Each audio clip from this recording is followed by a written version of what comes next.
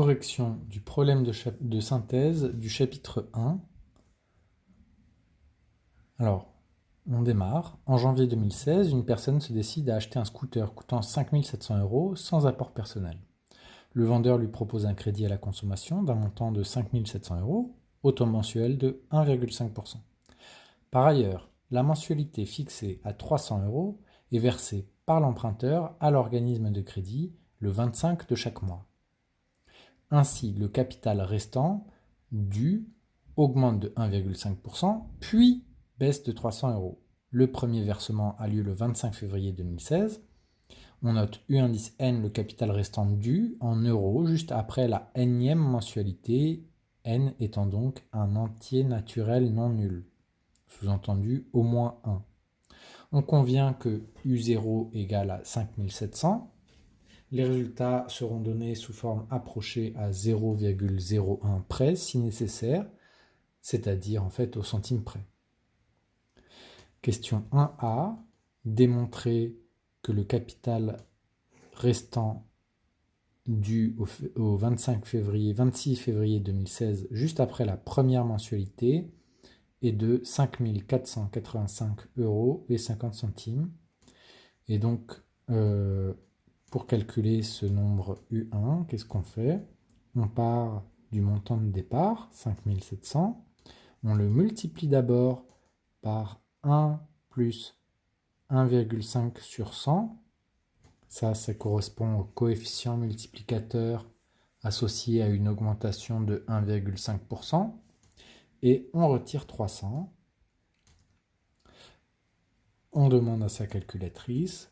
On tombe bien sur 5 485,5 ou 0,50, c'est pareil. Et voilà pour la question 1A. Question 1B, calculer U2, mais le calcul va être le même, mais je vais reprendre, au lieu du 5700 que j'avais ici, je vais reprendre le calcul que j'ai trouvé, le résultat 5485,5. Alors je vais vous montrer comment on peut faire sur la calculatrice là, parce que si on s'y prend bien, c'est très pratique. Vous voyez, si vous écrivez Hans fois 1,015 moins 300, au lieu de réécrire 5485,5, voilà, et si j'appuie sur Entrée, ça va m'afficher la valeur de U1, mais si je réappuie sur Entrée maintenant, hop, vous voyez, la valeur évolue, et en fait, ça a repris le résultat de la question d'avant à chaque fois, et donc ça donne exactement les termes successifs de la suite. Ici, on voit s'afficher U2, 5267, là à peu près, U3, 5046, U4, 4822, etc.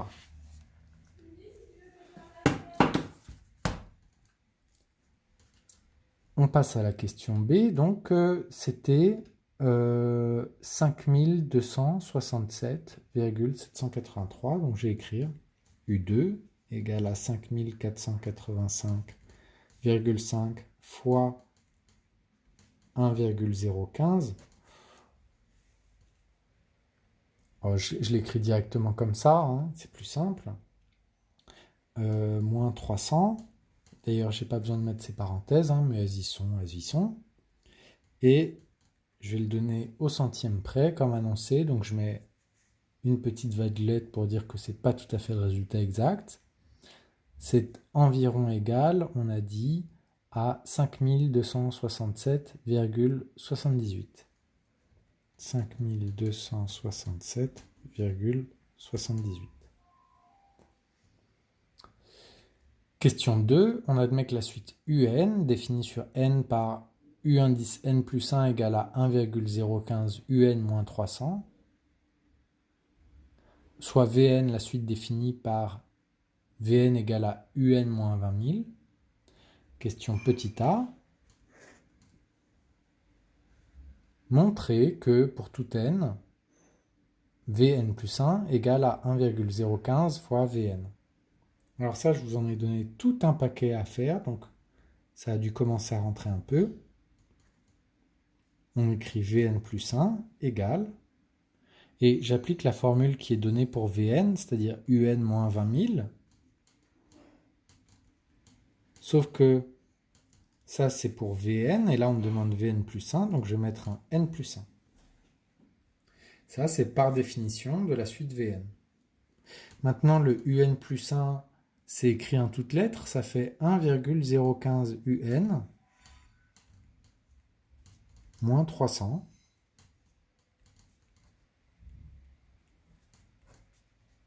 Donc le Un plus 1, c'est ce qui est marqué entre parenthèses ici. Je développe ça, c'est-à-dire en fait, il n'y a rien à faire, hein. Ces parenthèses sont superflues, et donc ça va faire moins 300 moins 20 000, 1,015 Un moins 20 300.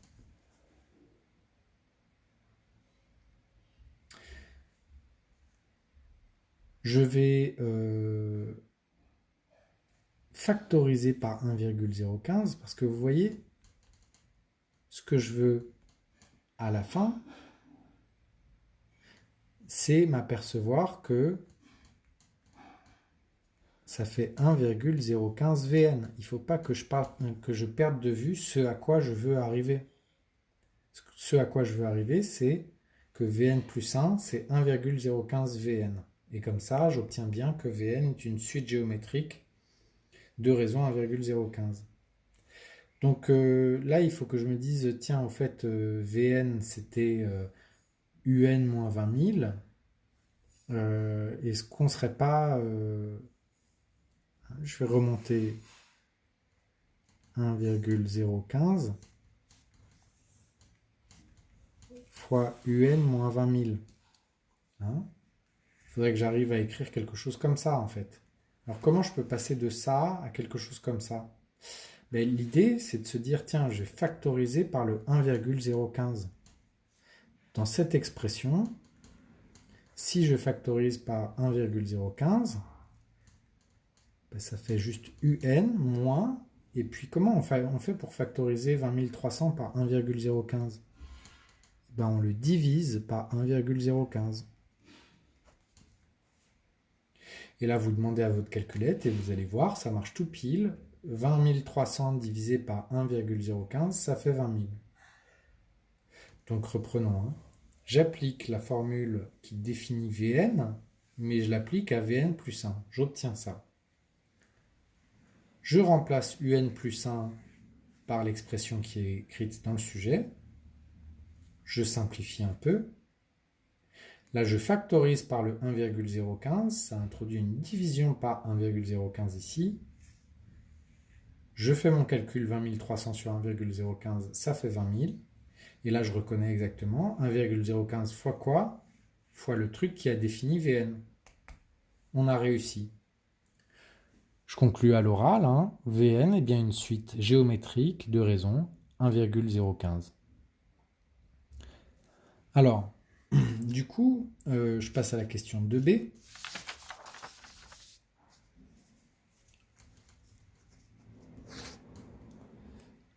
En déduire que pour tout n, Un est égal à une grosse formule avec des n à la puissance. Comment on s'y prend? On va dire Vn est géométrique de raison Q égale, j'ai mis un S en trop, Q égale à 1,015. Donc on peut écrire Vn égale à V0 Q puissance n. Et ça marche à tous les coups. C'est pour tout entier naturel n. Bien. Alors, Vn égale à V0 Q puissance n. Mais il faudrait que je calcule V0.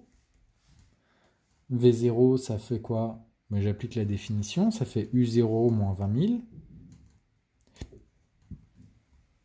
Hein, et U0, c'était 5700.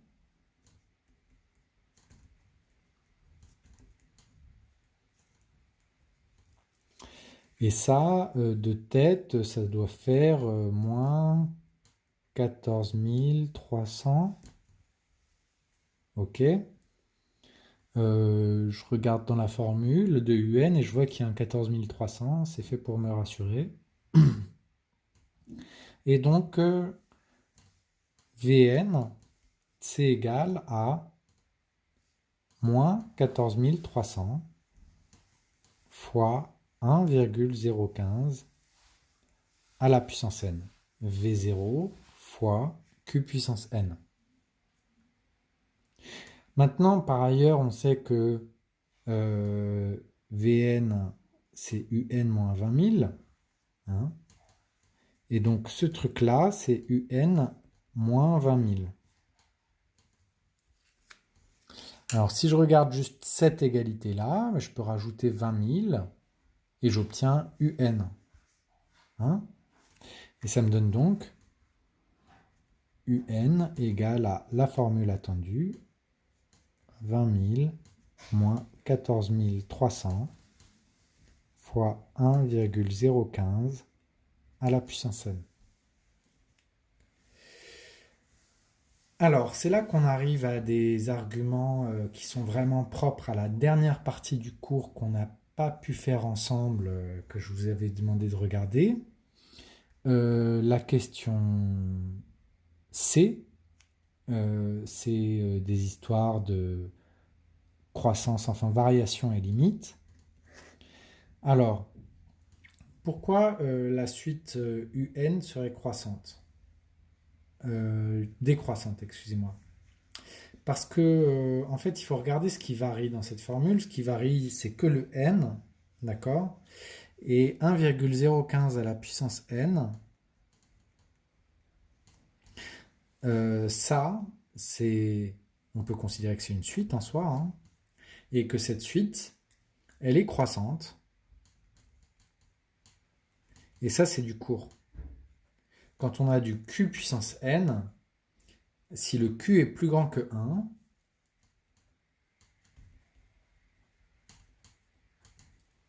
donc je vais le préciser, hein, parce que je ne peux pas dire, il faut que j'explique pourquoi. J'ai le droit de dire que c'est croissant. Donc, comme le q est plus grand que 1, si on fait q puissance n, ça donne une suite croissante. Et maintenant, si jamais... oui, et on peut dire aussi que ça a pour limite plus l'infini.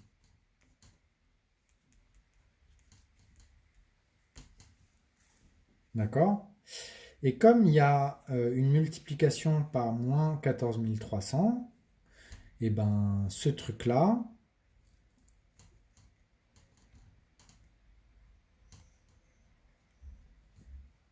fois 1,015 à la puissance n, on peut dire que c'est décroissant.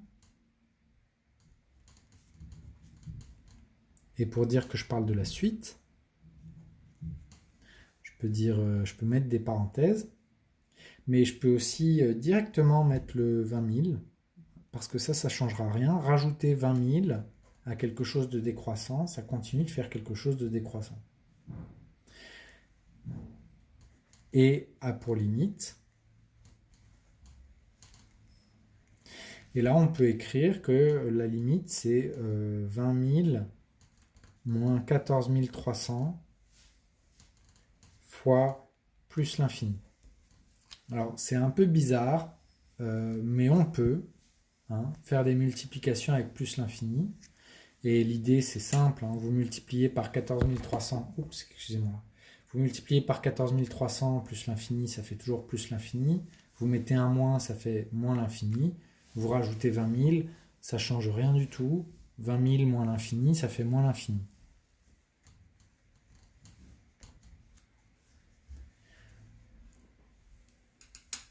Question 3. On considère l'algorithme suivant. Et on me demande d'abord de recopier et compléter un tableau en ajoutant autant de colonnes que nécessaire entre la deuxième et la dernière colonne. Alors vous voyez que là j'ai mal rempli mon tableau, là c'est une erreur de ma part, je vous présente mes excuses. Dans le tableau du sujet, ici j'ai mis faux, faux, faux, vrai, alors qu'il aurait fallu mettre vrai, vrai, vrai, faux. Je corrigerai ça, hein, mais voilà, c'était là, c'était une coquille. Alors allons-y, on a question 3A.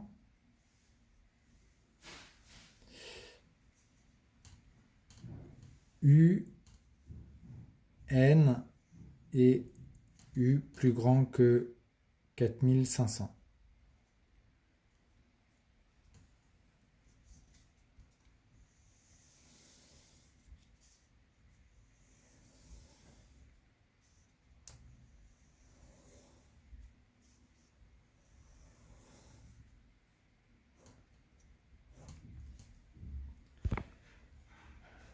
Alors, au départ, U vaut 5700 et N vaut 0. Et est-ce que c'est vrai que U est plus grand que 4500? Oui, c'est vrai.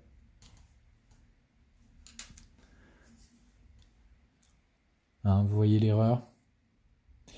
Bien. À partir de là, je vais prendre ma calculatrice et je vais utiliser plutôt le module suite. Donc je vais dans le menu, je vais le faire en direct.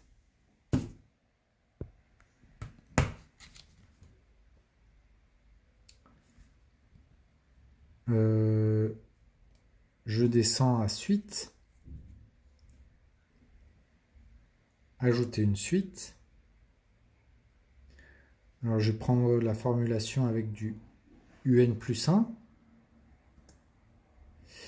Et je vais dire donc que UN plus 1, c'est UN multiplié par 1,015 moins 300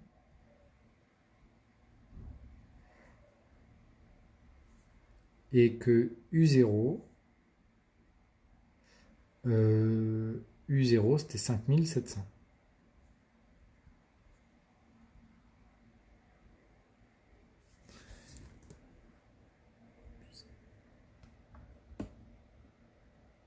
Voilà. Je valide. Et je vais voir le tableau de valeur.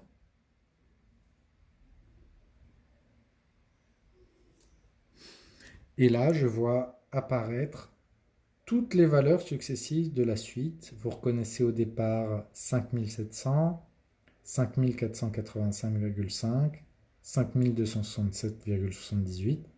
C'est toutes les valeurs qu'on a données. Donc, l'idée, c'est de les recopier toutes jusqu'à ce qu'on passe en dessous de 4500, hein, tout simplement. Alors, je ne le fais pas.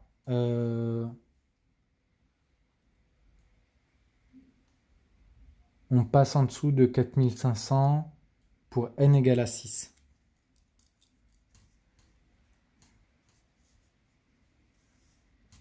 Donc je vais marquer les valeurs 5 et 6. 5, j'ai 4594. 4594. Virgule, je prends deux chiffres après la virgule. 839 arrondi à deux chiffres après la virgule, ça fera 84. D'accord. À ce moment-là, le n vaut 5. Et la condition U plus grand que 4500, elle est bien vérifiée. C'est vrai.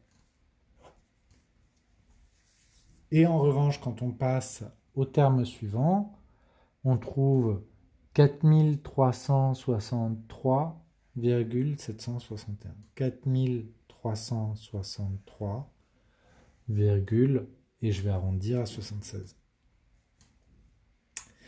N vaut 6 Est-ce que la condition U plus grand que 4500 est vraie? Non, cette fois elle est devenue fausse. Et donc l'algorithme s'arrête de tourner.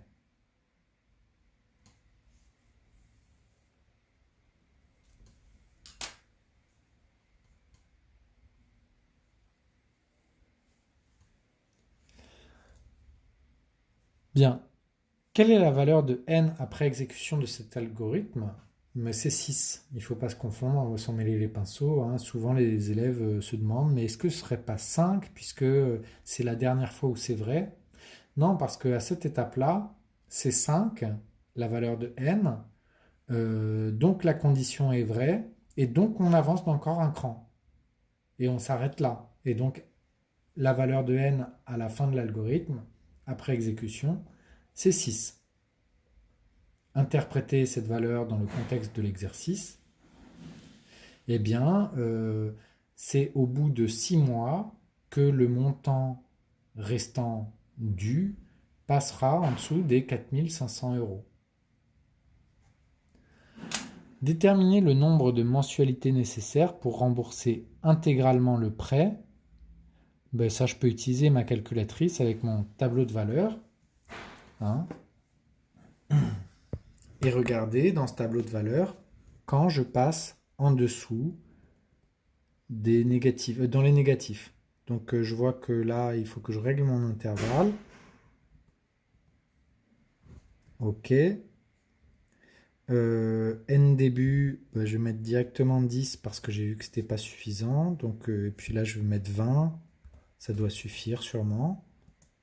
Avec un pas de 1, valider. Je descends. Non, on n'y est toujours pas. Je suis toujours dans les positifs, donc j'ai toujours pas fini de rembourser mon prêt. Je règle mon intervalle encore. Je vais partir de 20. Aller jusqu'à 30. Hop, et là je vois que à 22 on a un nombre positif, alors qu'à 23 on a un nombre négatif. Ça veut dire qu'il faut 23 mois pour rembourser le prêt.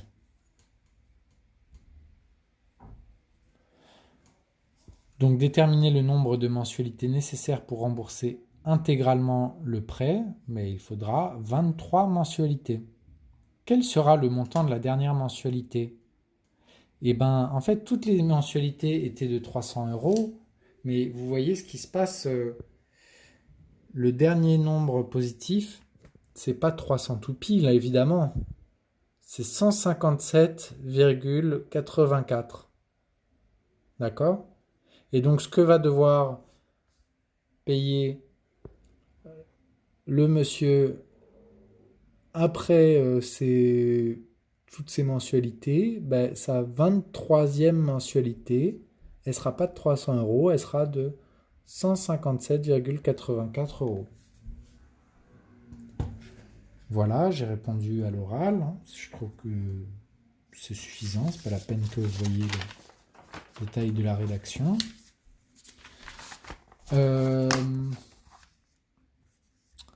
Lorsque la personne aura terminé de rembourser son crédit à la consommation, quel sera le coût total de son achat? Alors, le coût total de son achat, c'est combien il a payé en tout. Or, on vient de dire, donc ça c'est la question 4D. 4D, le montant total de son achat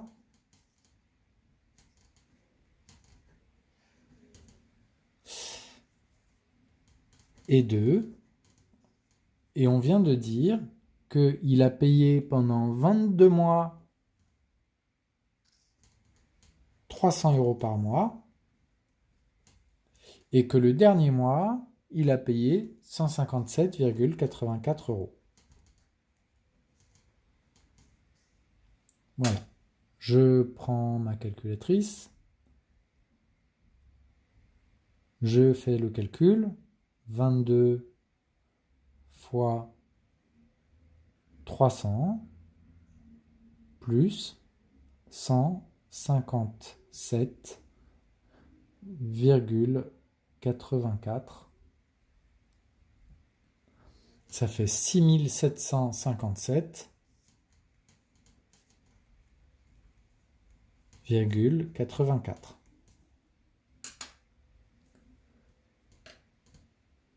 Hop, et je vérifie, on a fini.